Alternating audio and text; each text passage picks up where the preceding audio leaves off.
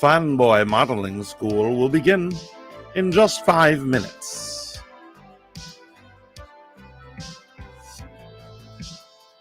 Wait, where are we streaming to? Fanboy Model. I'm sorry, Fight Juice. Okay.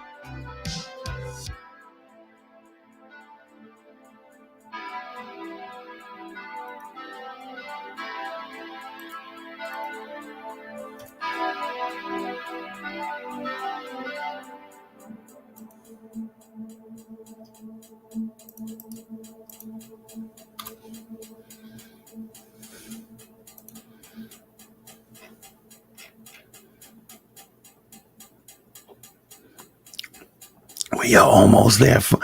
Fanboy Modeling School will start in just a moment.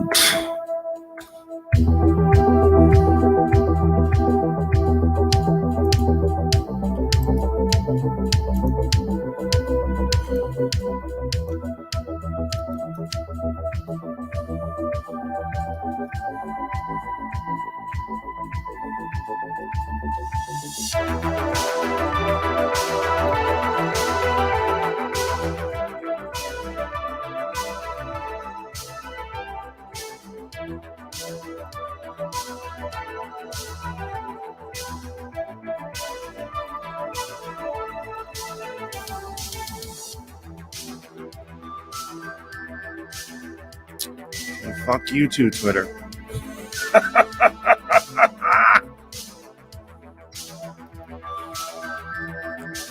Sticking it to the man. Sticking it to the man.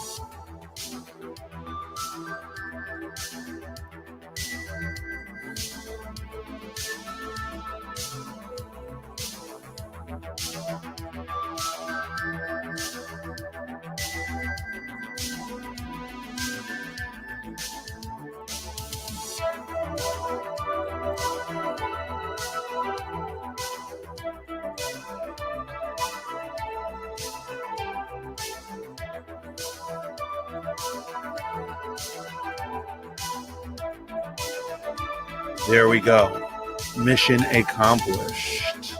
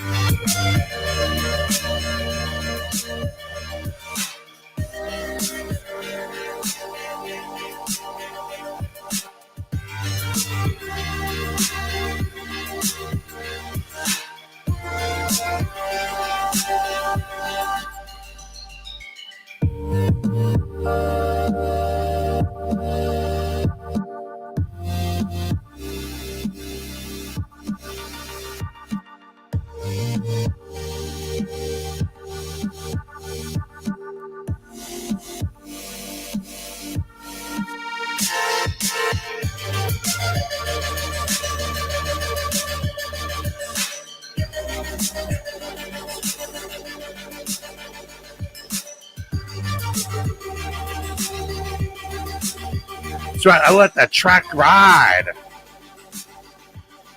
Welcome in, everybody, to Fanboy Modeling School, the pop culture podcast with the mostest. I am the Fat Mantis in HD, and I am, of course, here with Your man Steve, no politicking curmudgeon. No Politicking. What? No. Well, that doesn't sound like a fun show. I decided to put on fireworks, by the way. I thought that because, I didn't think we were festive enough.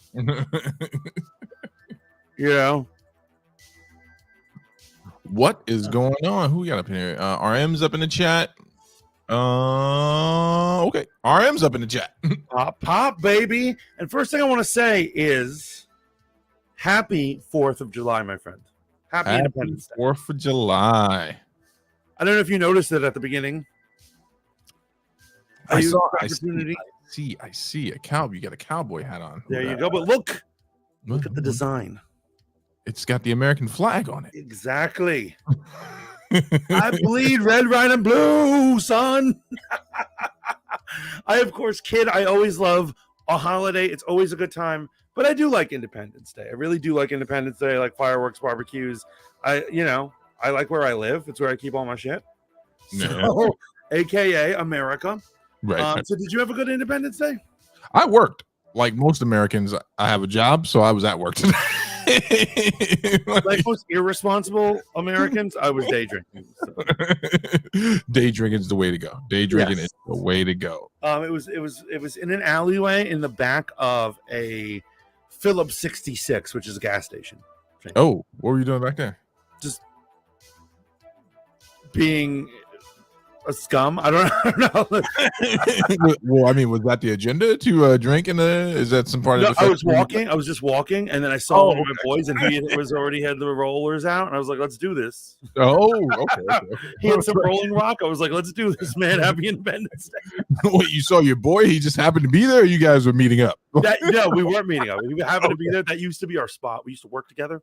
Okay. We used to do the grind together, and we would be walking, and that was where we parted ways. The gas station. I'd get my beer, he'd get his. We'd go our separate ways. But sometimes when he didn't want to at night, we'd just go to the back alley and hang out. That was the gentleman's lounge right there. Keeping it old school. I get you. And I'm sorry, it's funny. This is our first episode on our Fight Juice channel, and I'm sorry for the audience, for you guys to newly find out what scumbags the Fat Mantis and family are. That yes, I am that guy who loiters and drinks in public. So, I mean, it's not really loitering if it's an alleyway. It's more like scumbaggery. Yeah, I mean, but also in my town, the cops know what's up. Sometimes they wave to us. It's not a thing. Yeah, small towns. It's the way to go. It's the way to go. It's the hard breath of America. So you must be happy to be off of work right now. Yeah, man, I am extremely ecstatic to be out of work. Looking forward to an interview that I have going on tomorrow, and a few other things I got crack-a-whacking in the background. Mm-hmm. But work is what you do to make money. So I don't have any. I treat it as such, man. But still a festive day nonetheless. People were out doing their thing, celebrating, watching the fireworks with my kids on the TV. That's why I was running late today. Didn't want to forego that opportunity to do that. So we watched them. They weren't interested in that at all, and like most parents, we spent most of our time saying, "Sit down, be quiet, watch it, shut up, sit down and shut up." Yeah, no, I feel you. So what do we got cracking lacking tonight, man? What are the topics? Well, it is a very slow news day, so we're gonna have to squeeze these out as much as we can. And this is a reminder that we are new to the Fight Juice Network. Normally, Fanboy Modeling School has been going on for years, but this is the first time we've moved to this channel, our new home. So remember to like, share, and subscribe, particularly here at Fight Juice. Everyone on Fight Juice Online, appreciate y'all. Okay, so we've got Reva, the true story of the Obi-Wan Kenobi show, the things that were cut out. We're going to discuss Reva and a few other characters that seem to, plot lines and stories that cut to the cutting room floor. Did we get the show we deserved? I'm not so sure about that. Also, Kim Kardashian decides to chime in on America.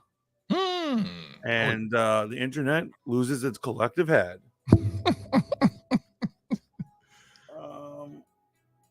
Okay, and then the Gawker, the news outlet, they literally put out an article. Does Brie Larson have friends? And we're going to discuss that because they actually cited information trying to trash talk the young actress. Princess Bex, welcome to the stream. How are you? Happy Independence Day, by the way. Shout out to Bex, man. She's a ride or die. I hope you're feeling better, my sister. Oh, I'm sorry if you're having a bad one. Independence Day is rough for a lot of people. No. Bex has been under the weather for about a week and a half or so, and she's on the mend. Hope everything's up with your energy, staying loose, staying free. And I just gotta say, I hope you feel better. I just gotta say it. I'm gonna be honest with this. I had another topic right here, and I can't make heads or tails about what I wrote. It's just it's chicken scratch. The menu.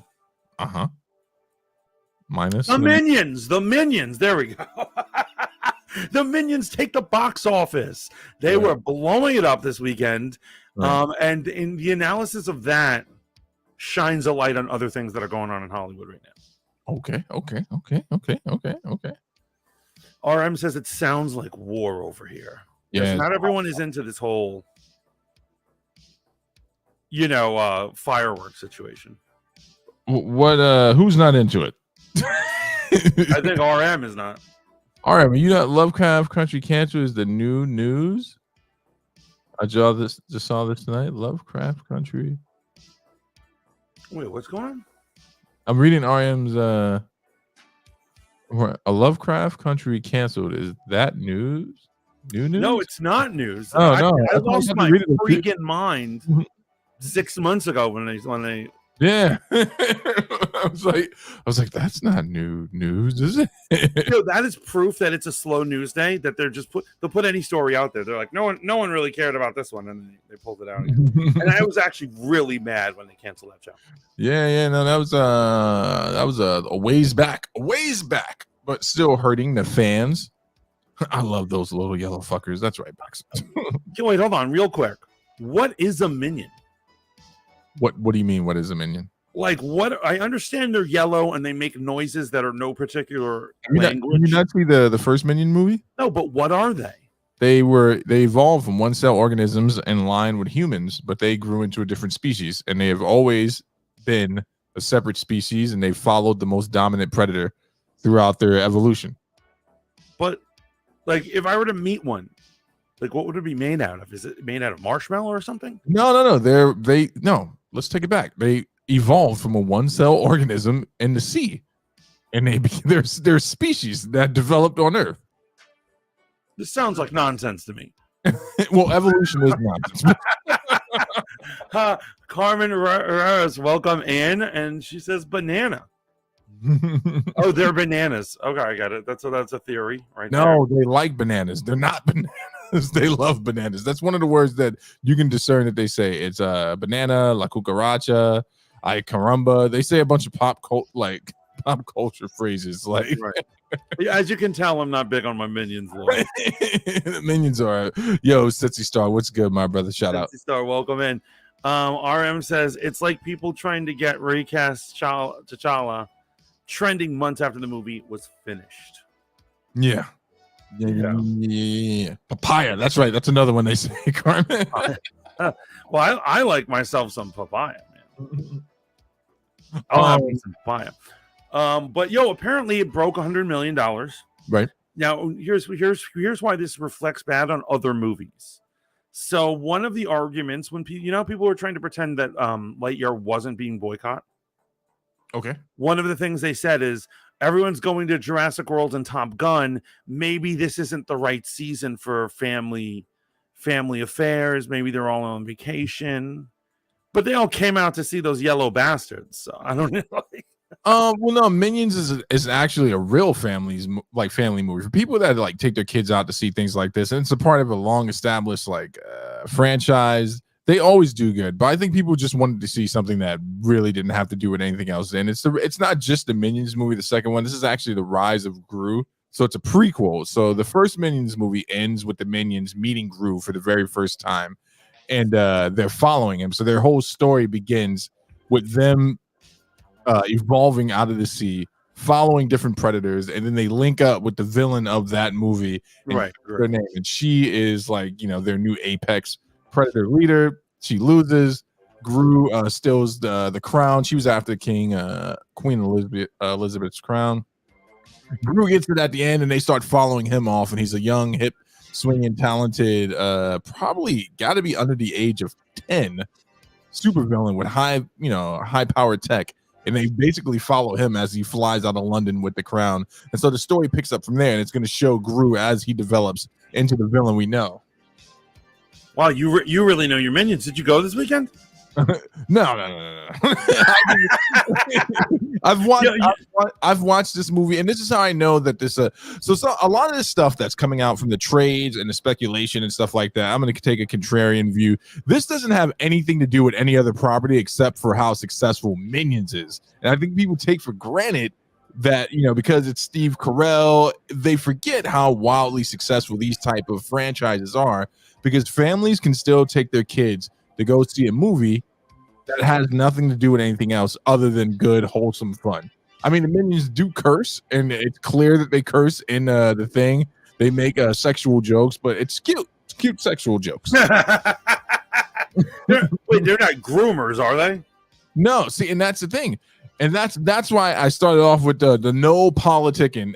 Every time, if you folks haven't noticed, my names always fit the theme of what we're going through tonight. And the problem with this, right, is with the trades and a lot of people that want to make a story where there is no story, but I always got time for the bullshit, is the fact there's nothing really to politic on about. This is more of a Grace Randolph low-hanging fruit, below the bar of fanboy, but we're going to report on it anyway. Right. It has nothing to do with Buzz Lightyear being shadow banned by people. This just has to do with a franchise that people were already waiting for.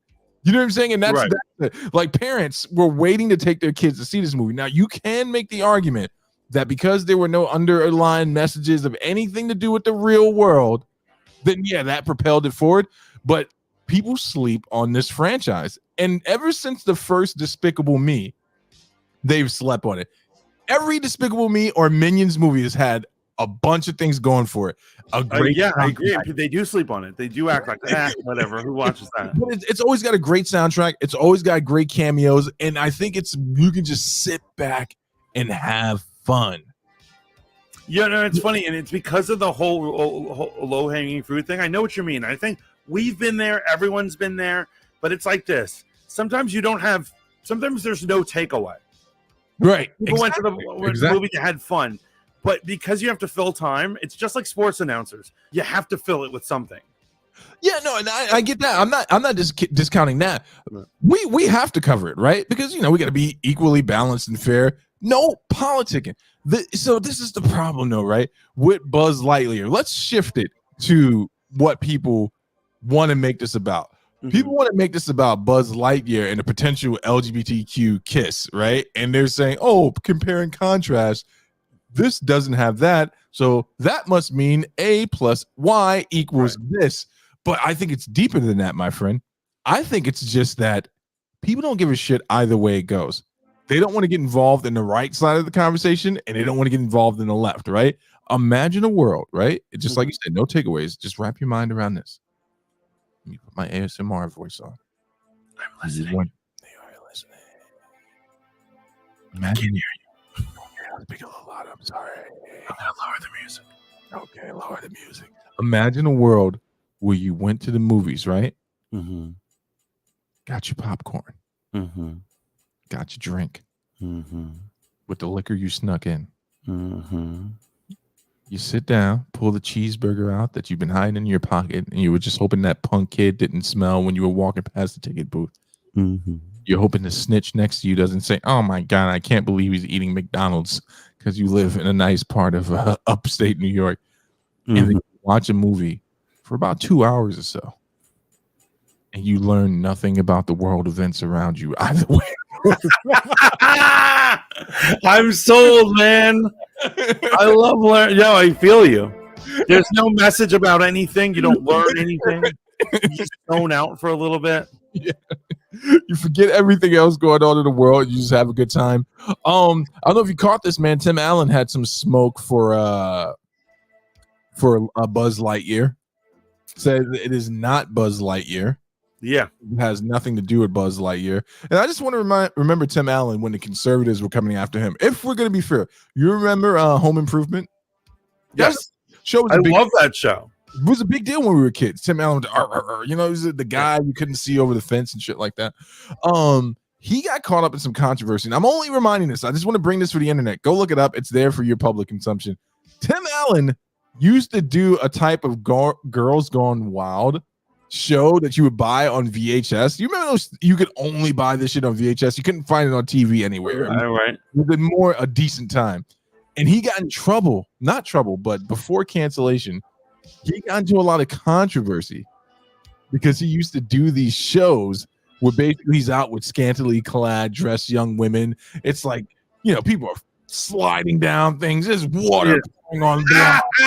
Yeah, it was the 90s. Everyone was loose in the 90s. Tim Allen's got a beer in his hand. You know what I'm saying? And then also, I want to remind Tim Allen, right? We're going to be objective about this. That he also got in trouble when they trouble when they exposed that he was doing a little bit of the booger sugar. But you know that's Hollywood. They're all doing. No. Here's the thing, though. You forget when you're in a family show, you have to be above reproof. You don't think like Mr. Robinson, the guy, like the only thing that's ever come out bad about Mr. Robinson was a rumor that he may have killed some people in Nam defending. Like, well, I mean, I don't think he allowed them to catch him doing drugs, but I'm sure he was high as a kite. No. Have you seen his documentary? No. Him and the guy that used to make the little paintings, the dude with the fro? Yeah, Bob Ross. Apparently the nicest people in America. Mr. Rogers was a genuine breaking news. He was just a good guy, man. He was just a good guy. I love it. RM says, I heard that Lightyear retconned Zurg's origin, and that was it for me. Not my Lightyear. Yes, I heard about that. And like, you know about this whole thing? Yes. Yes, and so for those of you who know, like the origin is made clear, both in the Toy Story movie and in the Buzz Lightyear cartoon, that is clearly expressed that he is Buzz's father. Yes. And they made him not his father. Right. And the director actually said, he's like, it was too predictable. Everybody saw it coming. And we're like, because it's canon, bro. So he's like, so I switched it up on you. That's a hard canon to work with, though, because is it canon if it turns out that they're toys? Well, wouldn't the toy play out the canon, though? I mean, I would assume that these things because the toy thinks that it's the real thing, it would play out the canon, wouldn't it? No, I think the toy would be a what if. The toy is a what if of what's actually going on. Yo, look what RM said. No, he was trafficking cocaine before he became an actor. He was caught up with half a kilo. Yeah, I was trying not to get into the dirty wordy of it, but yeah, that's why I just said the booger sugar. Oh my goodness. Yeah, well, I don't blame him. We're a job is a job. Okay. Technically a job, but isn't that politics? Judging my definition of a job, isn't that politics right there? I thought we were not politicking tonight. No, that's not politics. That's poor definitions. That's poor well, I guess yeah, you could tie that to politics and saying that politicians don't know the root meaning of the words they use. I would agree with that for sure. But yo, I think the Buzz Lightyear and the Minions thing, it all goes down to one thing that's really like just bumming me out. What's that? Is I feel that politics are ruining all these franchises, and it's getting to the point where I can't really enjoy myself now. Yeah, no, I agree, man. And it's not just politics, man. Here's my problem, man. People don't have the strength to stand on their convictions. So sometimes I sit back and I'm listening, I'm like perusing. I usually listen to YouTube, listen to my favorite commenters, everything. I go through the whole gambit on the way to work. And I'm listening to stuff and I'll listen to like the courage of the conviction of the person who's saying it. And more often than not, I realize now that people just say things and they're never going to do anything about it, right? And so it's fodder for the masses. It's feeder for people to be outraged about. Right. And so that's what they say is the problem with outrage culture, is that people get angry enough to tweet about it, but then they don't go out and change the world. Yeah. They'll be like, look at this pollution. We got to save Mother Earth. And then meanwhile, this guy's on his way to work just throwing shit out his window. RM says, I mean, dealing drugs is a very dangerous job, but it's not a job. I disagree yet again. Any drug dealer will tell you it's not a job. It's a hustle. We can't be changing the street code. We can't be if the street code goes to, then that means the liberals have won. Can't do it. It's a hustle. You mean a job? You mean like a 401k and a tax return and all that? Exactly. It's a hustle. And if no one else is going to stick up for street conduct and etiquette, I'm going to stick up for it. I'm going to stick up for it. I won't. You were very adamant, so I will not fight you on this one. Because right now, today is the day as Independence. Right. This is the day that we share our love and our energy and for drug dealers. I'm trying to work with you here, man. I'm trying to figure out who we share our love for. No, with each other. We're not going to bicker tonight on stream. Wait, no. We share our love of America, not each other. That's independence. Okay. Well, then I got to tell you, you're wrong. Drug dealing is a job. Have you ever sold drugs before? Wait, hold on. For starters, we cannot talk about this. We can't go there on stream. Listen, street code says it's a hustle. And I won't let you people change that. Okay, so I mean, I feel like you're getting technical now. Technical, that's what it is.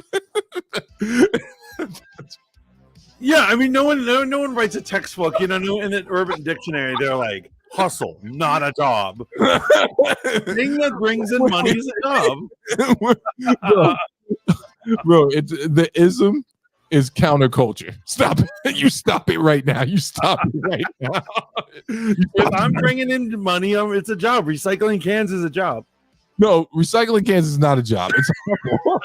It's you realize we could do this all night, right? I know I'll just be helping people. That guy that thought he had a job, and you don't get arrested for doing legal work. Well, legal work and a job are different things, aren't they? No, they're not. Oh, man. Yeah, I've seen The Wire. It looks like a job to me. Okay, we should move on. Right? To all my corner boys, don't allow these two to get you in trouble. Do not show up to the bank talking about, I got a job. I want to do direct deposit. You keep going, guys. You're doing a bang-up job. They're not going to put any money on your books. They're lying to you. They're leading you astray.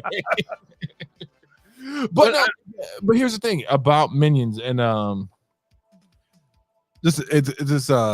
it cracks me up, man. The movie was bound to do good, man. It's gonna do good. It's because they're not doing the Despicable Me franchise. They revamped. People love Minions, so they did it correctly. They were like, okay, here's the story. Now here are the cute sidekicks that you love to enjoy. The people there for comedic effect. And again, like some of the biggest songs of their time have come off of this franchise. Pharrell's "I'm So Happy," yes, a juggernaut. And I think people need to put respect on the franchise name. Only an idiot would make the argument that it didn't do good on its own merit. I mean, I don't think anyone's knocking the Minions. Someone's knocking them in. Someone out there, but that someone is a jobless bum. Yes, because he sells drugs. Probably, no.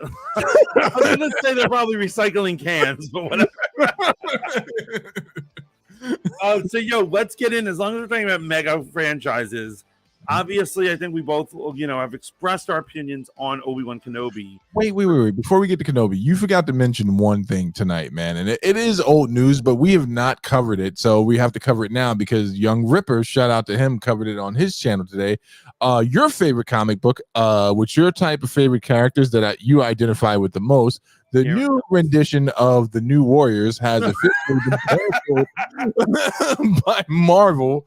No more Safe Space, and I don't remember any of the other names, but yeah, it's DOA. No one went for it, and no one bought it, so the publication has been put to an end, and the potential animated series that was going to come out of it. They were going to try to make an animated series? Yes. Yo, I'm telling you, Marvel, this is what the same thing. Marvel, Star Wars, all these guys, once they're under Disney, they're just throwing darts at a board and hoping something hits. They don't know what the hell they're doing. Anyone could have told them that an animated series of that would not work. Mm-hmm. It's one thing to publish, because here's what it is. Publishing is low cost. You know what I'm saying? You get very little returns on it. Right. But to actually make modern media off of it, that's insane. Yeah, no, absolutely. And how much longer will these idiots lose massive amounts of money? Like, think of all the money that was lost in Lightyear. That's crazy that they spent, what was it, $200 million to make that? Yeah. That is literally that's what a Marvel movie normally costs. Yeah, no, I don't know, but in regards to this situation, man, I think this is just a clear example yet again of politicking gone wrong, right? So the person, I don't know what they identify as, not my fucking business, and I don't really give a fuck either. The person, the human being that was doing that was the head runner for this comic. Also, had a few other failed projects, and then they got put on Blade and this is just the thing, man. If you don't get to a point where it's just like, hey, what is it that we're putting out? What's the worth of it? So I could see you bringing New Warriors to an end after the events of Civil War in the comics, and then deciding to revamp the team with new characters and starting over. New Warriors was a quintessential 90s comic. So, okay, maybe some people are tuned back in for, bringing back. You bring back Night Thrasher. We find out what happened to Speedball.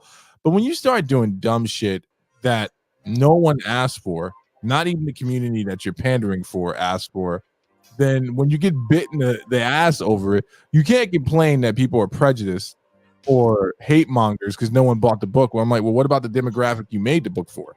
Who's the responsibility fall on? This book.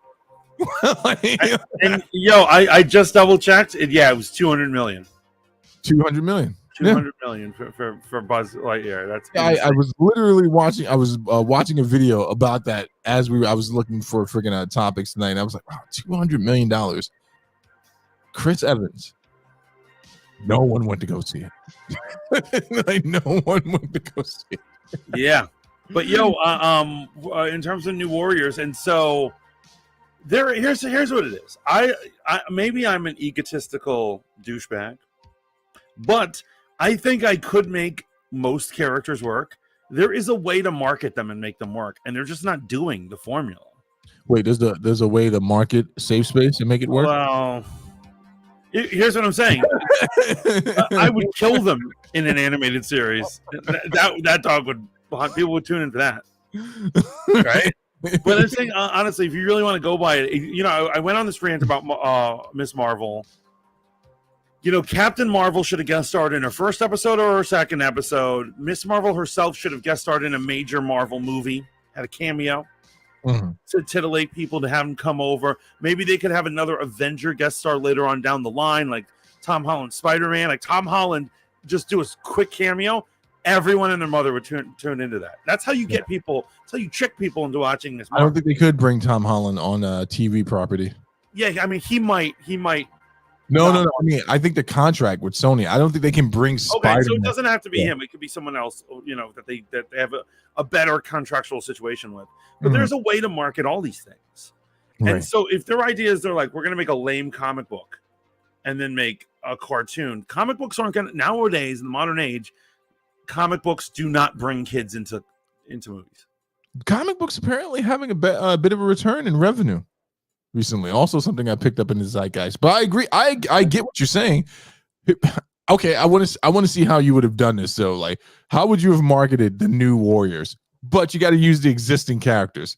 Even if you're going to kill them off, you have to build at least a five comic arc. You can't just be like, here's a new team and then kill them. That's not going to hunt. You got people want to see these people suffer over a few issues. Oh yeah, heck yeah. Well, I don't know if they'd be willing to do it, but I might mix it in with Marvel zombies. Okay, I'm listening. And I'd have them the last survivors of the Marvel universe, like from the What If. Yeah, okay. And have them like fighting to keep themselves alive for a while. Okay. Yeah, there you go. Kids like zombies. Kids like zombies. Boom. Boom. That was the best presentation ever. I didn't know it was over. You're like, that's it. That's all you need, man. No, honestly, obviously, but here's what it is. We know this from comics. To make a character significant who's a nobody and a kid doesn't identify with, have them have some sort of connection to a character. For instance, if you want to relay the information that a character is a badass, what do you do in an X-Men comic? You haven't beat Wolverine or Gambit. Boom! He comes in, he knocks Wolverine out. Wait. Whoa! Who are you gonna have? Wait, can we get the roster? I don't have access to share the screen. Who can we get the roster of the character names so the audience know the Herculean task that you're trying to pitch here? Because we're not talking about new badasses just showing up. We're talking about the representation of your generation. If I'm pointing at the screen and you find yourself not born in the 80s or the early 90s, then this is this gets even more embarrassing. I'm definitely sharing this. It's not that it failed, it was never published. Yeah. Because it just didn't hit the criteria of like a good guy. It's essentially rotten fruit. Oh yeah, you can't sell rotten fruit, man. Hey, where'd we go? We're on the standby screen. Oh yeah, we're good. We're good.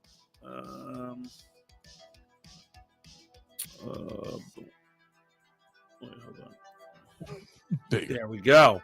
So, did I have share the wrong thing? I did.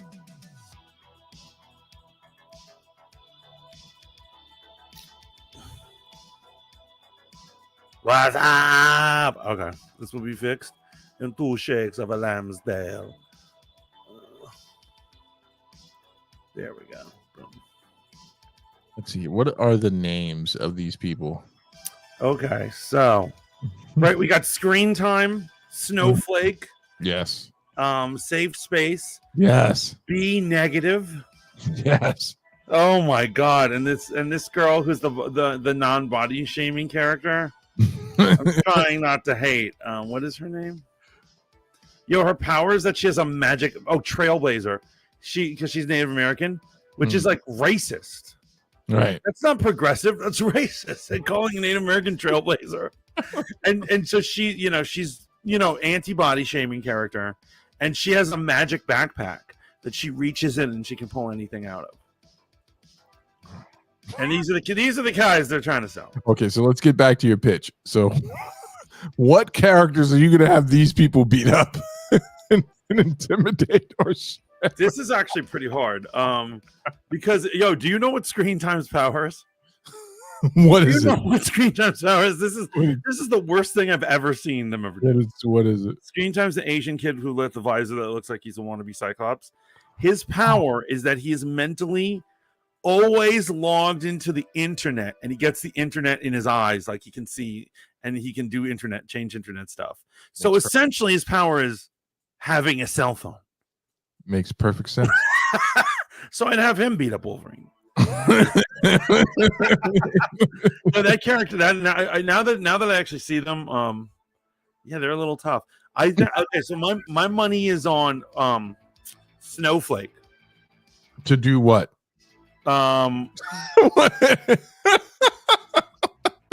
He'd get into a situation where he gets to channel more power than he ever has before, and he gets he's able to hit Wolverine with like a super ice blast that freezes shit out. All right, let me dig you out the hole. Here's what you do with these characters. Right? So we know how the original New Warriors, how their story it crescendoed with them turning into a reality stars, and they started Civil War by pursuing a villain that blew up a school, killed a bunch of people, et cetera, et cetera. I heard that Night Thrasher survived, and he had an arc where he had a brother, some other shit, but forget about that. Here's what you actually do. You have them be the new government instated team. The same government agency that created X Factor is like, hey, we're going to try it again. And now we're going to try to do it to appeal to people. We failed with that team, with Civil War and the Registration Act. So we're going to give the people what they want. We're going to give them heroes that have representation.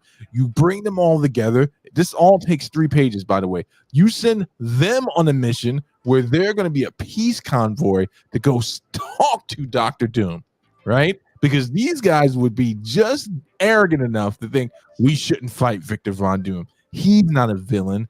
He's a victim. He's been oppressed by America, and we believe we can reach out to him. And so you have them land in his country, and they start to preach the good tidings to Dr. Doom. They're like, I'm safe space. This is Trailblazer. That's Snowflake. That's Screen Time. And we're like you.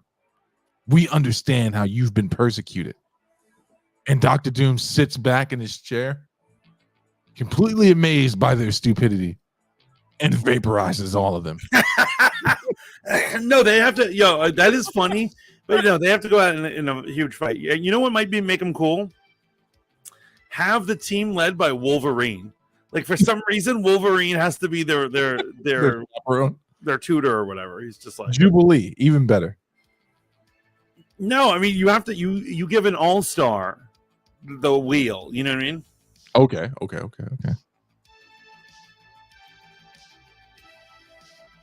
Someone pulled a prank on Lake Eola in Orlando during the fireworks show. Acted like there was someone with a gun. People started panicking and running.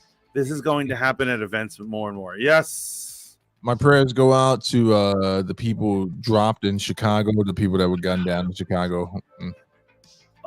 I mean, I was hoping not to talk about it because that's the main thing that's on everyone's mind right now, but it's very understandable. I just want to say my prayers. Now, yeah, definitely. What do you think about Wolverine saving these weirdos?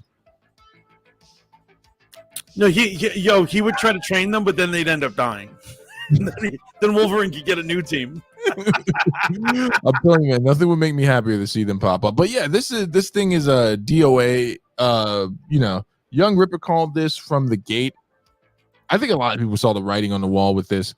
And I continue to say that, man, this has nothing to do with representation. This all has to do with bucks and dollars and yet another form of politicking.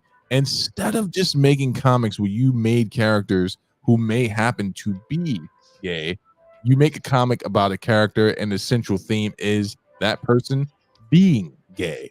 And then you wonder why no one shows up to read the books, because it's not about this person's story or their power set, the things you come read a superhero book about.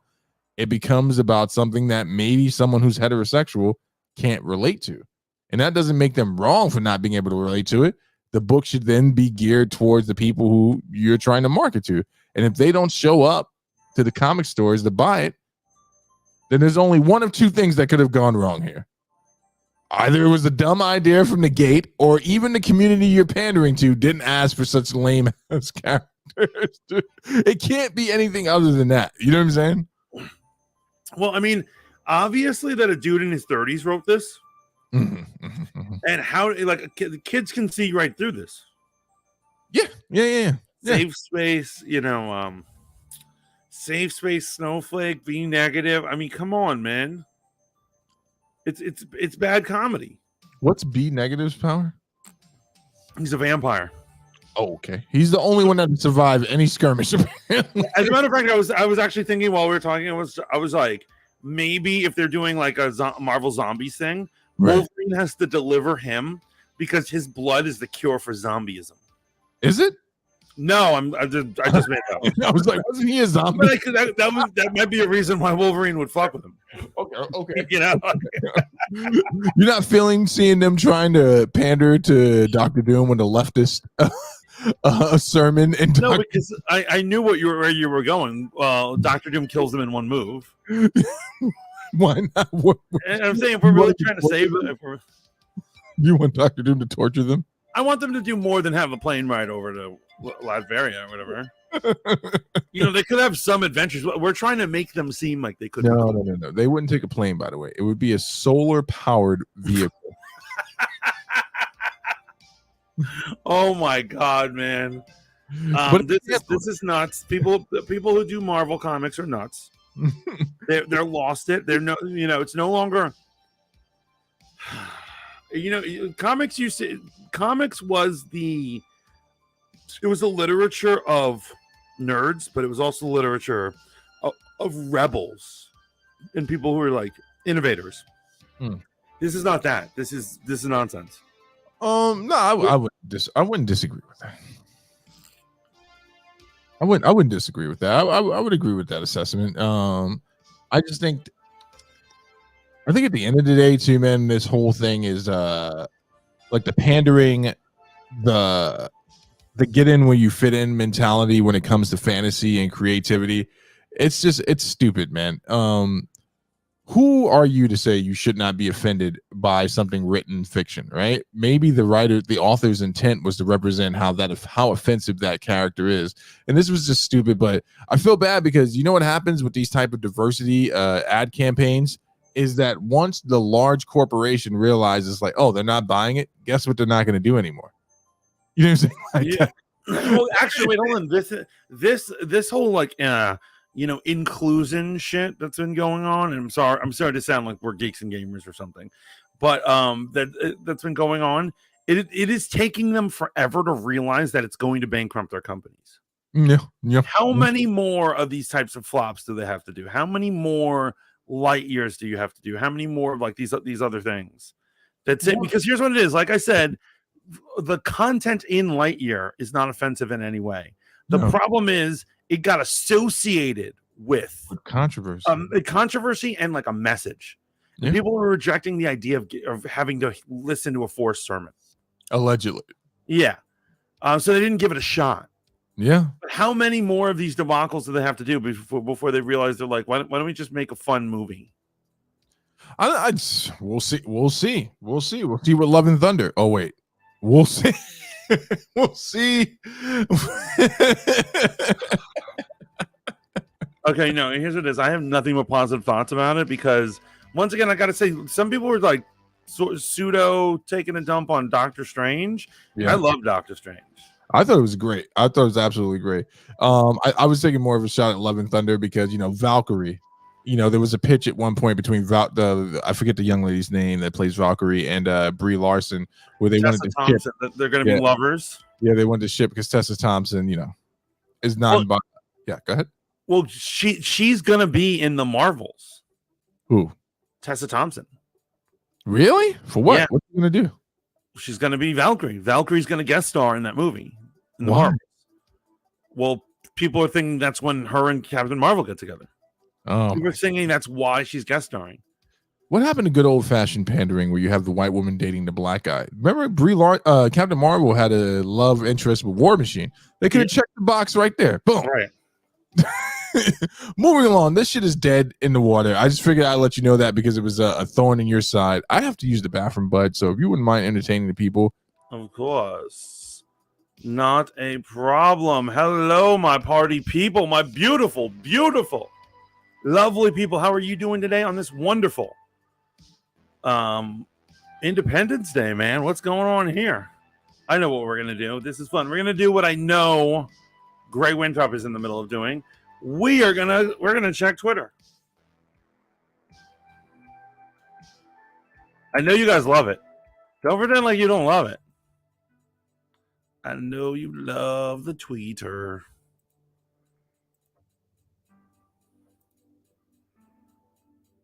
I have too many things open. Okay, there we go.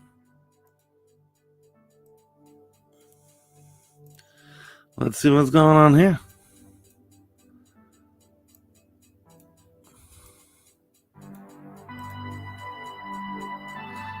Yo, Vex loves that I'm checking Twitter. You know that's what you would be doing, right? Because I don't want to talk about any of the good subjects without my man Steve. Wisteria says, "Call me bitter, but it should have been about Kate's wedding dress and people tearing up when they saw her walk down the aisle when filming, not Edwina's. This is a Bridgerton thing, and I don't fuck with Bridgerton. No, sir. Sorry, we're checking Twitter right now. Why don't you fuck with Bridgerton? Too many ruffled shirts. Oh, okay. I just can't do it. What about you? You like Bridgerton? I watched like 2 episodes with my wife. I saw what they were going for. I see why the ladies love it so much. Obviously, for some of the male showrunners and female showrunners that are in there, I couldn't get. So here's the thing, man.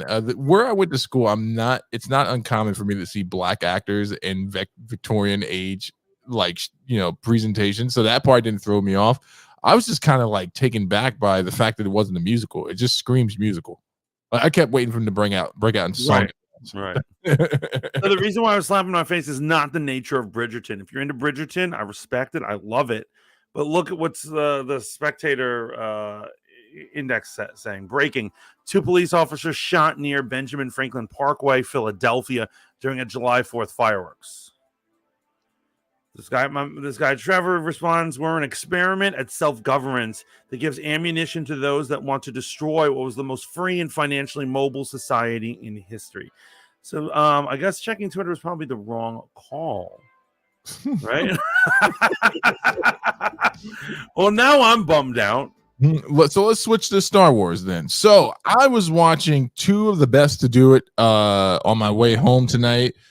Star Wars Theory, and I forget the other cat's name, but he does a lot of commentary. They actually have a joint podcast that they do together. And this is how I stumbled upon this. One of the writers gives their envision of how Obi-Wan was originally supposed to play out, and the diminished role that Reva was supposed to play. Not diminished, I would say, but right size. So apparently the character was never supposed to know that Darth Vader was Anakin Skywalker. Yes, everything. She was more of a minion character, that makes sense because they never explained how she knows, because it was supposed to be a big secret.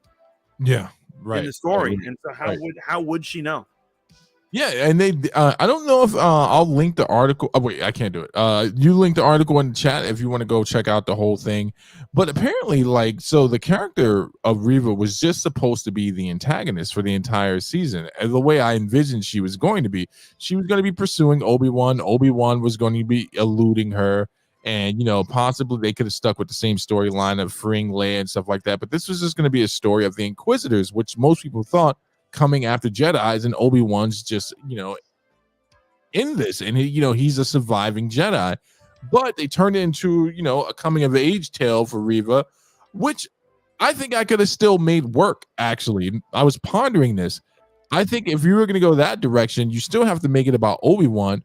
But you should have just done what they did in Fallen Order. Then don't make it a big deal that Hayden Christensen was coming back. Don't make it a big public deal that Darth Vader was going to be there. Just make him a looming character as the guy who runs the Inquisitors. Follow the comic storyline with Vader and the Inquisitors. Yeah. No, I'm not about that. What I'm saying. What you want Vader front and center for an Obi-Wan. I think it's appropriate for Fallen Order because he's just Cal Kestis. But so Obi-Wan's story is a lot of it. Yeah, I thought he had to have had at least one lightsaber fight with Darth Vader in an Obi-Wan series. So right? I'm doing something that no one thinks to do anymore. I'm actually trying to preserve the canon and make the fans happy. Because if you're going to do something like that, you have to make it make sense, right? And I think another gripe other than Reva was the fact that they basically shat on canon, which is okay, but if you're going to do that, then you got to lean into it. Because what I'm saying is that it creates all these questions, but I don't think I think some of it did shatter canon. Right. I didn't think just inherently them fighting ruined canon. I think a lot of other things ruined canon, definitely. but I think they could have gotten away with one fight. Yeah, that show just made so many mistakes. You're struggling even to pull I was like, I wouldn't do this, I wouldn't do that. Like even the fight itself, I wouldn't have Obi-Wan that powerful. I wouldn't have him overpower Vader. You just make it an Obi-Wan show, right? And I would have been happy either way it goes, but you just got to lean into it. If you just have the Inquisitors chasing Obi-Wan, and it's just about Obi-Wan dealing with the decisions he's made in the past, and we get flashbacks of him and Hayden Christensen, maybe stuff we haven't seen before. Yes, people would have really enjoyed that, right? And then even if you wanted to throw in the one fight scene with him and Vader, you have to do what the original writer, decided to do. He was like, she was almost an unredeemable character, it's crazy what they think is redeemable. Anything thinks it's redeemable because Homegirl's chopping off old women's hands and stuff. Right. She should be irredeemable. Obi-Wan should have killed her in the desert. And then if you're gonna have Vader, just do this, man. So the scenes where they had Vader in there, like the scene when he arrives to the planet and he starts killing people, right? Don't have him actually see Obi-Wan because that was a complete throwaway scene. That shit with him dragging Obi-Wan through the fire, I would have just had Vader always be at least one step behind Carmen Sandiego, which is Obi-Wan. Like he shows up, knows that he's in there, and murks everyone, and then you get to preserve this huge. Yes, I don't think they should have multiple fights. There should have just been one fight at the end of the series, right there. Between. But another thing I would have done to make it more plausible is at the end, not only would I have Vader kind of win. Here's what it is: I would have Vader win, but I would have Obi-Wan fake his death in it, so that so Vader thinks he won. And he thinks he did rid the galaxy of Obi-Wan, and he stops hunting him for. I could see that. I could lean that way, but see again, if you're gonna do that, right, you got to lean into it, right? It's got to be like something that draws us in as an audience. It can't just be like Obi-Wan pretends to be dead, because then that goes against what you were saying the other night, where Vader is an absolute killer. So you were pissed that Vader. Oh yeah, no, I certainly wouldn't have him stab him and somehow not kill him. That makes no sense. And you can't do the falling off the cliff thing, because then that negates the force. Like it has to be something that completely convinces, like an explosion. Whatever it just can't insult the fan base. And I agree with you. I think there's a way to do that without insulting the fan base, but it requires you doing something, which is what's the word I'm looking for here? It's when creative teams get together, sit down at a table. What is teamwork? It's like if your brain had a storm, synergy, and your brain stormed. Brainstorming. Okay. I can't. It's too advanced. It's too advanced for me to figure out. First, we gotta address Berlin is saying why y'all keep talking about Fallen Order. Because Fallen Order, just like The Mandalorian and just like Rogue Company, are the best things that happen to Star Wars. Period. Mm-hmm. And Fallen Order, for me personally, man, like it's just a great Star Wars story. It really is, just like Rogue Company is, just like freaking The Mandalorian is, and I think they're the only good things to come out of it. And interestingly enough, only one of them had to do with Kathleen Kennedy, who I believe is actually Lucifer. Yeah, I think she is Lucifer. She's certainly sucking the devil's dick, that's for sure.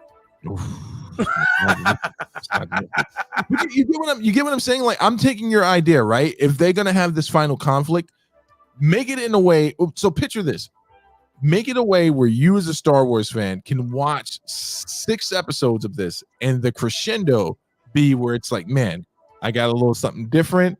I met a new character. That character died. It was a good ride. It was a good journey. And then I got to see Obi-Wan and Darth Vader fight, and Obi-Wan faked his death, right? So you got to do that in a way that's consistent. And, Obi-Wan being a sentinel, he uses subterfuge. It's got to make Obi-Wan look gangster. Well, I will say I like the general broad strokes of the last episode of Obi-Wan.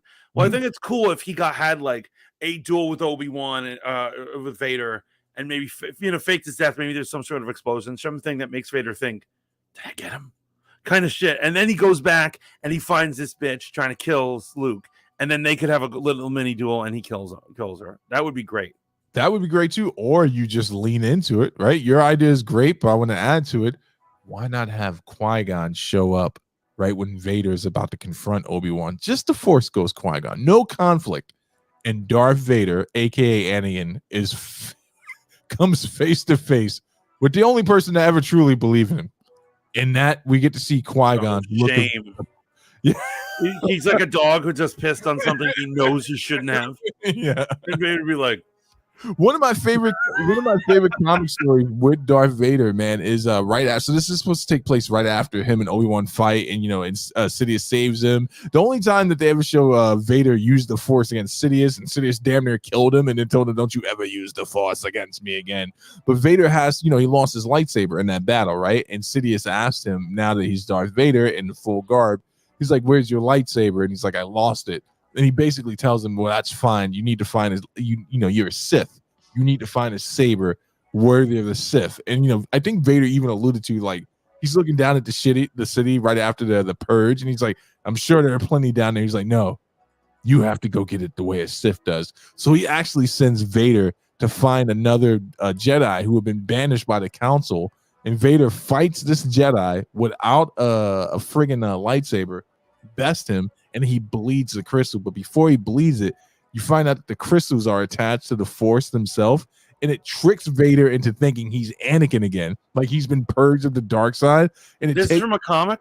This is from a comic. It's absolutely amazing. And basically, Vader goes through this whole internal conflict where he's like, "What have I done?" And he's Anakin. He goes back, thinks he kills Sidious and all this stuff, and it just turns out it's the crystal, and Vader figures out. So it's like one last desperate attempt by the light side to reclaim Anakin. And Anakin completely turns away, bleeds the crystal, and gets his crimson saber. That's the type of shit they need to lean in on. You know what I'm saying? Like, I would have loved to see something like that. Yeah, no, I hear you. I mean, obviously that particular story is a little, it's hard to put on screen, but like, I feel you. Yes, more lore shit. Definitely more lore. Yeah. Because it's almost seems like it's written by people who don't know the lore. Well, and that's what this. I bet you the people who wrote it probably don't know what bleeding a lightsaber is, let alone. Yeah, and they don't even seem to know how the Force works. And so you're making the point that the guys were making on that Star Wars theory, and the other guy were making today, which is, it seems like Kathleen Kennedy, and this is like, we've said this ad nauseum, and I agree with you. They brought in people that they thought would make it look creatively good and bring something new to it. But in bringing something new to it, they forgot to bring the old to it as well. Yes, absolutely. It's absolutely insane. Absolutely insane. Like, yes, and RM says, like J.J. Abrams. That's right. RM is a big hater of J.J. And everything he's ever done. Rightfully so. But you know what else was admittedly taken out of the script? What's that? Because the first draft had another character that we can only speculate why their screen time was taken away, but some people think it was Reva taking it. What? Okay, who's the character? Commander Cody. Oh yeah, I'd heard this. Okay. Yeah, and so that would be an interesting character that, like, Obi-Wan should have to confront and be like, "Yo, man, why'd you try to kill me?" And we're boys. That would be an interesting confrontation. I mean, I think the clone dynamics are very interesting. I love that little scene when he sees the soldier. Yeah, I thought that was going to lead somewhere. I thought there was going to be more to that. No, it can't. You know what I wouldn't mind seeing, man? I wouldn't mind seeing the demise of the clones, as they're being weaned out of the military force of the Empire. I think there's a great story there as well. I thought that's what they were going to do with the Bad Batch, and I was just like, oh.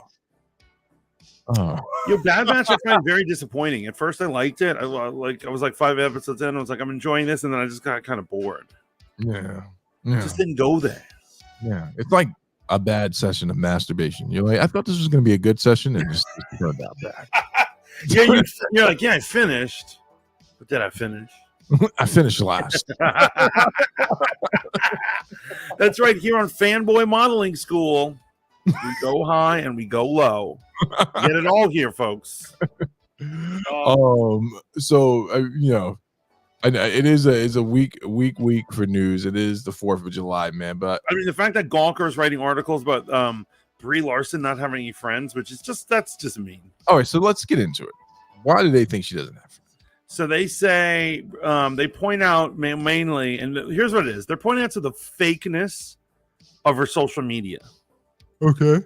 So everything she posts is either an advertisement for some sort of scam she's involved in, like NFTs or metaverse or like so whatever, something she's on the sly advertising for. But other things they notice that like she'll do things like she'll have her cup of coffee and she'll be like a cup of coffee and like a cookie, and she'll be like having my Starbucks and like doing things, or they're like her new IKEA furniture and all these things, and they just seem like the fakest posts ever.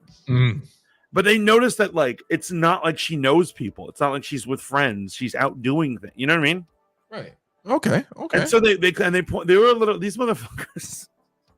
They counted the number of. They're like, she had this amount of tweets about coffee, this amount of tweets about her house, this amount of blah blah, and they were going these kind of ad tweets, and they were counting them all up, and they're like, but 0 tweets with any friends in them, and like tweets or Instagram posts or something. And I was like, damn, you guys are hating hard. You're counting her posts? Like that is scary. I don't know what's more pathetic, the notion that she doesn't have any friends, or they're the ones doing the investigative journalism. So why don't people know this? That when they're obsessed with someone and they're making it obvious, like you look like the idiot. The people who are obsessed with Brie Larson look like idiots. Man, you read this whole article?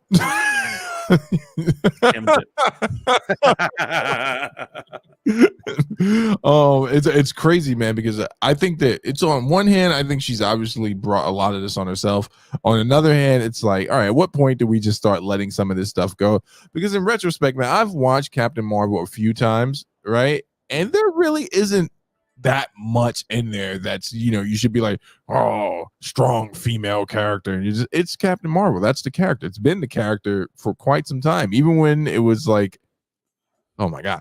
Even when it was in early publications in Marvel. And I know they've tried to resuscitate this brand a few different times, but it's now the only thing I don't like about it, right, is that they gave her Marvel's story. Yes. I just think they didn't and this has to do with that SJW stuff too. They wanted to skip the actual Captain Marvel and go straight to his girlfriend, and they don't realize that by skipping it, they're gutting out all the coolness of the story. Yeah, in fact, when they screwed themselves over, I think, well, not the Black Widow movie we got, but I think a Black Widow movie instead of that, post Snap, would have been much better, much more well received, man. Yeah, Black Widow, man. I was looking so forward to it, and it just did not rep, man. It didn't like. This is what I'm saying. Why is everything? I guess I'm in a dark place right now because I feel like Marvel and Disney, everything sucks, man. Comic books suck. Just go back to the alley, drinking with your friend, mentally. Go back to your happy place.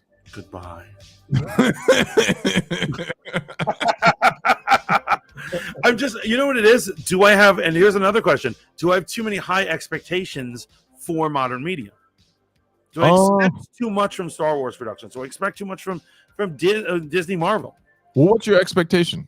Summed up in 3 words. The greatest show ever. Too many words. You've already exceeded. I want an orgasm, okay? I want an orgasm.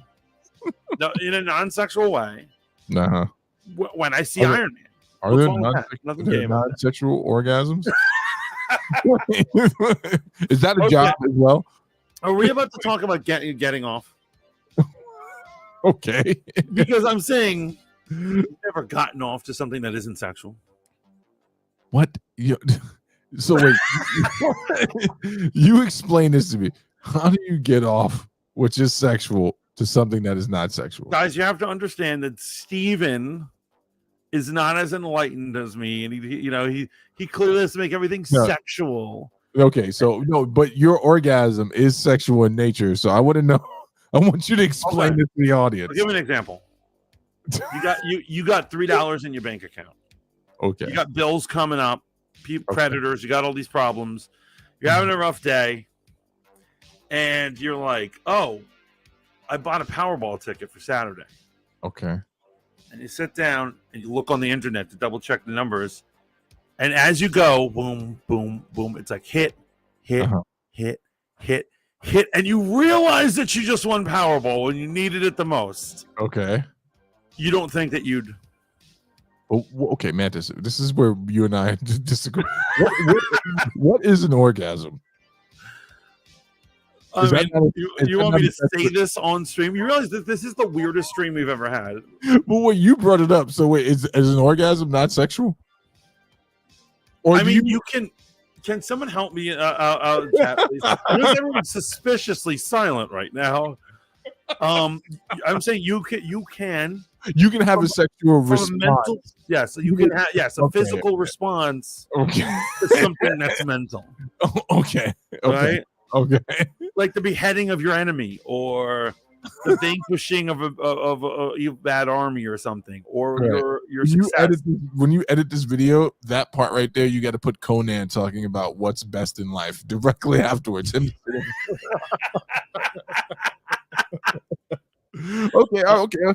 So now you're with me. Now you understand. I'm not with you, but I understand where you're coming from.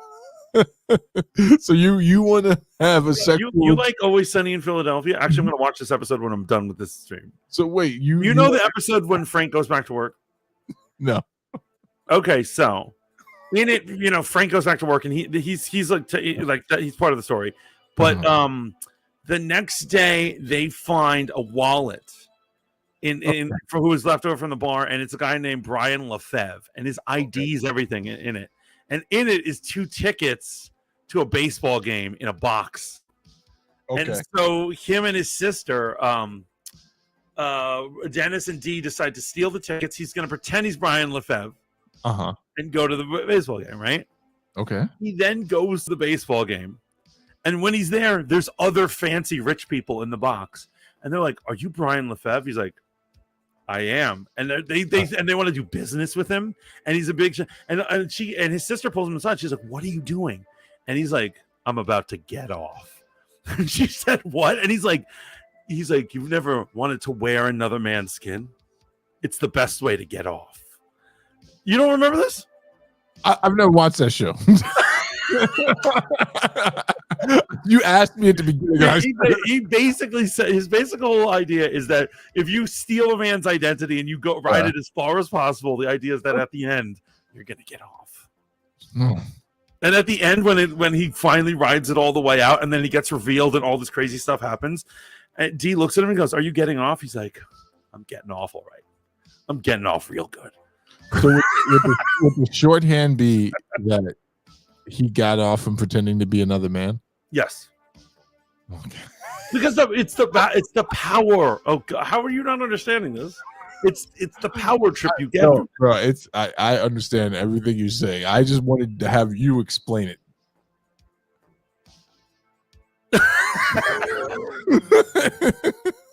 A power. You never. Okay. A power trip, bro. No power trips have ever made you have to change your. No, I'm not. I'm not as enlightened as you. I'm sorry, man. You got this one. I am a cretin. Oh my God. Well, I guess you'll just never know. You have to watch that episode, though. It's hysterical. You may have ruined it. You may have ruined it for us, our viewers, everything. But it's good stuff.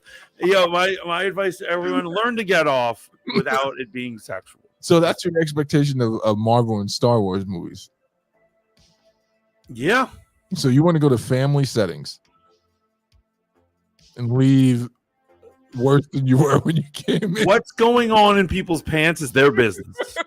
Not no, but I mean, like, no one's, the usher isn't checking my pants on the way out of the theater. Wait, is this going to be a silent dead fish like type of situation where you're not going to make no sounds? Well, I mean, you'd be like, and then Mantis, are you all right? I'm like, I'm all right. So, let me ask you, what was your favorite moment in Marvel history, in Marvel cinematic universe? It doesn't matter what I answer, because there was never a point where I was like, I got to go change my underwear, no matter how happy that scene or comic strip. You're telling me that when Thor drives Stormbreaker into his chest, and we were like, wow, he killed him, and then he says, you should have went for the head, and he snaps him away. That didn't Make you blow your load. Well, wait. Wait, hold on. Seeing Thor swing his mighty hammer around, does that make you blow your I think we've load? already established that it is non-sexual. Let's look at RM's comment. RM saying something. RM says Red Letter Media, the best take on Captain Marvel. He says she's a hero because she happened to be standing in the wrong spot. That's true. And also, if you're standing in front of Mantis after the great movie, you could possibly be in the wrong spot. Oh man. It's a good thing that no one's really in this chat. If people would have to really watch the replay, they'd have to go far into this replay for me to watch the embarrassing shit I'm talking about right now. It's not embarrassing. This is great content.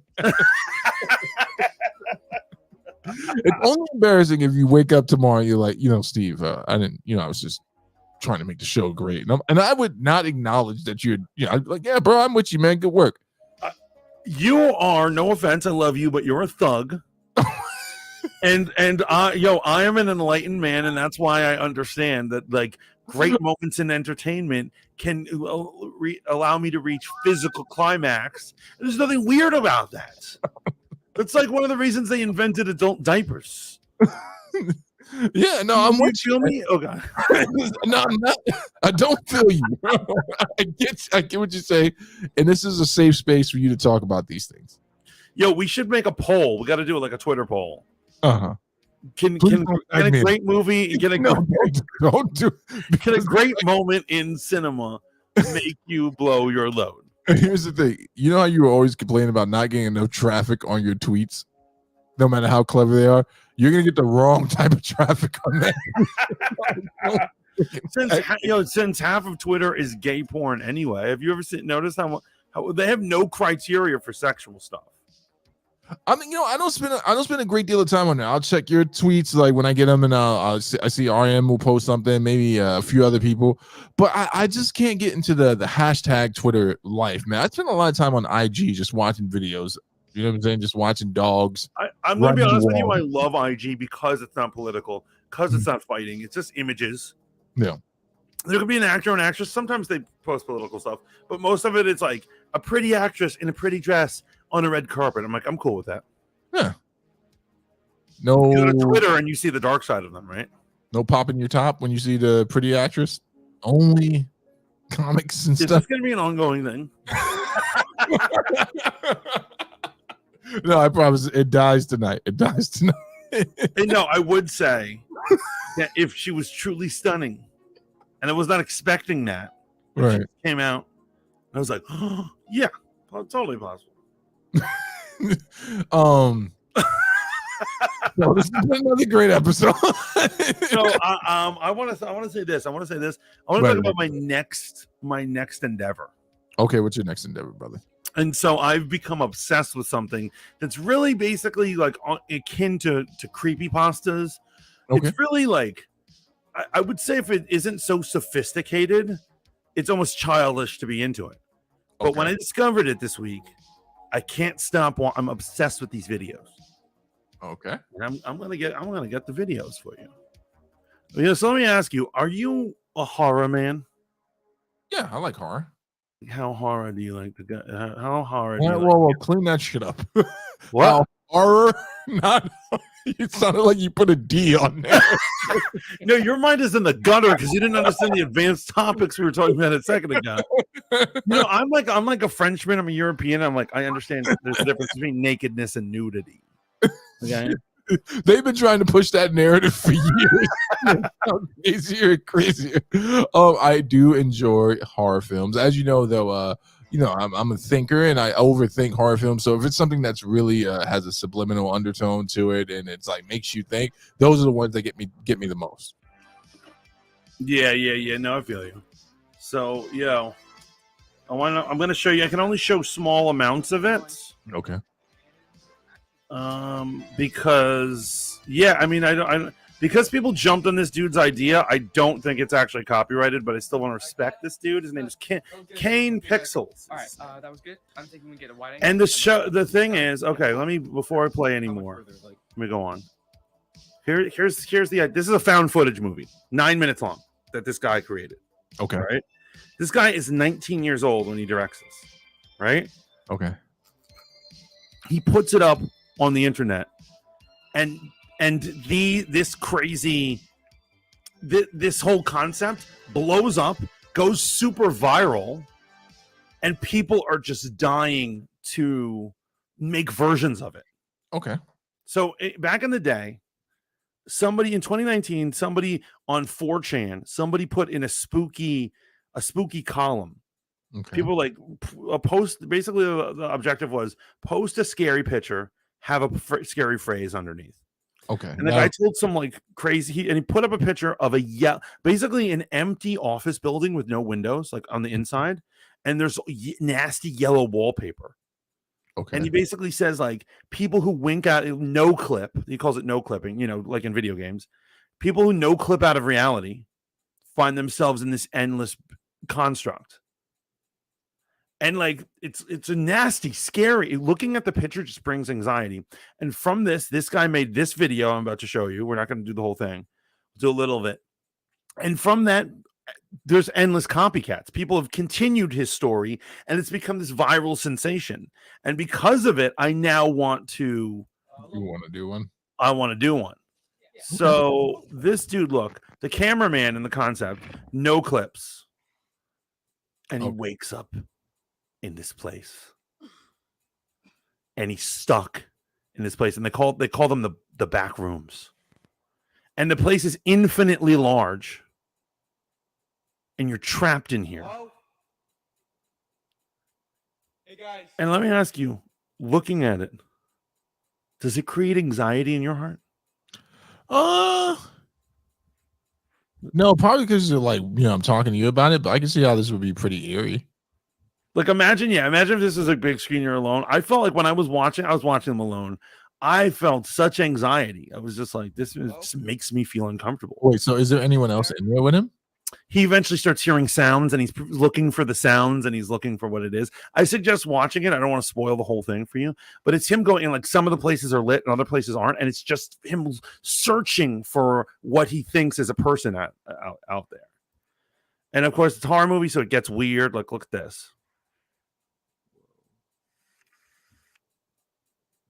And so people have made other additions to it. Like people started doing these ones where like scientists are trying to go into this dimension and find this place. And it's just like weird. Anyway, there's like short films, and I'm thinking I want to make my own. And so that's the dorky thing that I'm into now. Okay. And I want to do this. I want to get some people together, have a project, do a back rooms, all right, thing and stuff like that. It would be pretty cool, right? No, that's absolutely cool, man. Sounds like a good idea. And so that's my dorkism of the week. I'm utterly obsessed. Like, the other day, like I had, nothing to do that day, and I was trying to play it as background, and it just would like stare at the videos, and I'm like, and I don't know what it is, but I kind of, it's almost like I'm like enjoying feeling the anxiety. Yeah. I'm not gonna do it. I get it. I get what you're saying. Because he's not gonna do it. Okay. So let me ask you, what is your obsession of the week? So I'm getting ready to do my first review for the channel, and I've just been deep diving on some underground hip hop and stuff like that. But my new thing is, my obsession for the week is trying to figure out, is Israel Adesanya as good as people think he is? Or is the middleweight division shallow? Do we blame the winner or do we blame the division? Because in actuality, I think Cannonier he's a great fighter. I actually think he has a great mind. He's an interesting guy. But what happened is, I think Israel Adesanya is I hate disrespect him. He's an amazing kickboxer, amazing striker, amazing talent. He's a dork. He's a nerd. So, that's going to resonate with people. But I think it also on top of all of his skills, right? It boils down to the same thing people dealt with Anderson Silva. They get in there with a plan, and then they get into his rhythm. And if you don't know this, competitive fighting, not fighting on the streets, is more about implementing your rhythm on another person. And let me tell you, this weekend he controlled that fight that entire time. Right. Cannonier was in his world, and in no time, maybe in the 5th round, maybe for a little bit. I thought in the 4th or 5th, he brought him into, like, it seemed like he was starting to get something off. But the problem was, I think the Cannonier, first of all, I think to beat him. So if we look at where Israel Adesanya had the most trouble, it was against Kelvin Gastelum, a little short fellow who could box with both hands, right? And Kelvin Gastelum was doing something that most people are terrified to do. He's like, I'm a shorter guy, so I'm not scared of darting in because I know it's harder for him to hit me. He's got to jab down to get to me. But also, Kelvin Gastelum can box. So he was like, if I can't hit your face, I'm going to hit your body. And I'm going to keep hitting your body, and I'm going to keep boxing you until your face presents. And have you ever seen what Israel Adesanya looked like after that fight? Oh, yeah. I'm actually a big fan of him. Of Kelvin Gastelum? No, of Israel Adesanya. Okay. And so, I followed a lot of his stuff. He was like one of the guys that I followed more than anyone, really. Yeah. And that's my new obsession. I want to know if he's that good because he's going to be going up against the guy who beat him twice in kickboxing, beat him on points in a decision the first time, and then starched him the second. He has a way of he's like super bragiosos. Yeah. I just feel like he psychs out, and this is all conjecture, obviously. Who knows what it's like to really be in that ring with him? But it's almost like he has like some sort of mesmerizing power. He's psyching these guys out. But it's not just, it's the same thing like with Conor, but I think more dangerous with Israel because it's not like he's just bravado. The man can put your lights out in a number of different ways, right? And it's the same thing like with John Jones. People were like, why can't anyone beat him? And people would say the same thing when they got in there with him. It's like, it's different when you're standing in front of him. You know what I'm saying? Like, he's stronger than he looks. He has like a fear factor. Yeah. He generates some sort of fear factor where someone's like, well, I was going to stand up to his picture, but now that I see him, I'm like scared. I'm scared to make that move. I'm scared to get in close. You got to skin him and you got to wear him as your quote. Yeah. I love Israel Adesanya's fake pee though. Oh yeah, when he comes before he gets in the game, he's pretending to miss on it. And so for all the yous not in the know right now, we're talking MMA. Good fights this weekend, a lot of good ones. Yes. But that's what I'm gonna be going into, and then plus I've just been taking a deep dive into some music, searching these interwebs for the best commentary on new albums and stuff like that. So I've gone down the rabbit hole a few times, and but I'm gonna save it. I'm gonna save it for my episode. I'm gonna save what I can't wait. I can't wait to see what's going on. You ready to get the hell out of here, man? I am. I absolutely am. I've had a good Independence Day, good stream. Thank you for this is amazing. This is our first time on the Fight Juice. Yes. Are you loving this? Yes, I absolutely am. Yes. Yeah. So guys, remember to like, share, and subscribe. Onto particularly Fight Juice. Follow us all. Follow all our things going on. But get in there. Show us some love. Show us how the world is happening. Remember Rogue Planet on Wednesdays, 8 p.m. I got a great guest this week. And we've got more great videos coming on both Voice of the Fat Mantis and right here on Fight Juice. Do you want to do any shout outs or plugs? Tomorrow night, Conversations That Matter, 8 p.m. I'm interviewing independent recording artist Billa. And it's going to be a great conversation. We actually have a bit of a pass with each other, so it's going to be great to talk to him, catch up, and get into what he's doing in his musical endeavors. And then the following week, Tuesday, I'll be bringing on, Spoon Royalty. Emmy of the Emmy and Mo show is going to come on. We're going to have a conversation about musical endeavors. Didn't know if you noticed, Emmy engineers music. Obviously, also tomorrow night is Dumbing Out on the radio. And then look for my first episode on Fight Juice to be coming out. I'll have it done Friday, and then we'll see when it goes up. But that was awesome. That's right. Remember to like, share, and subscribe, and keep tuning in, guys. Until next time, ciao from motherfucking now.